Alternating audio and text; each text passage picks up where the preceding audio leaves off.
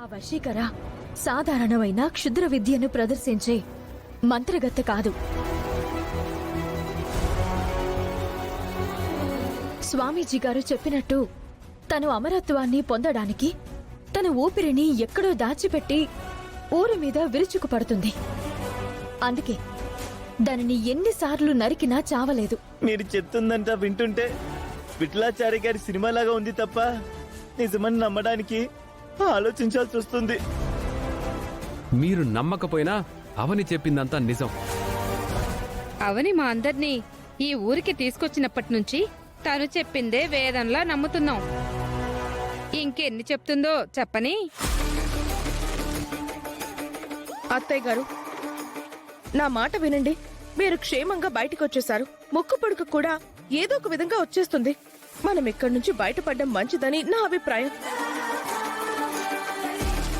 రావి చెట్టు నల్లగా మారుతుంది. మరో 10 రోజుల్లో ఊరే మునిగిపోబోతుంది.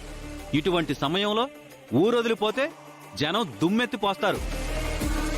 వంశ గౌరవం, నానమ్మ పేరు నిలబెట్టాలి అంటే మనము ఊరిని కాపాడే వెళ్ళాలి.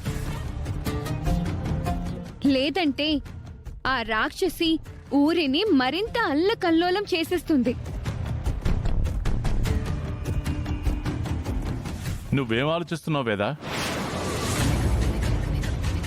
మనింట్లో ఎన్నో సమస్యలకు మనింటి తాళపత్రాలు పరిష్కారం చూపించాయి.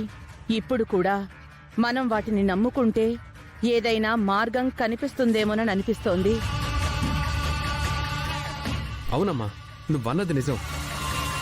అందరం తాళపత్రాల విషయమే మర్చిపోయాం. ఈ పాటికి వాటిని అక్షయ్తో చదివించుంటే ఏదో ఒక మార్గం కనిపించుండేది. అక్షయ, వెళ్ళి తీసుకునిరా అమ్మా. సరే అమ్మా.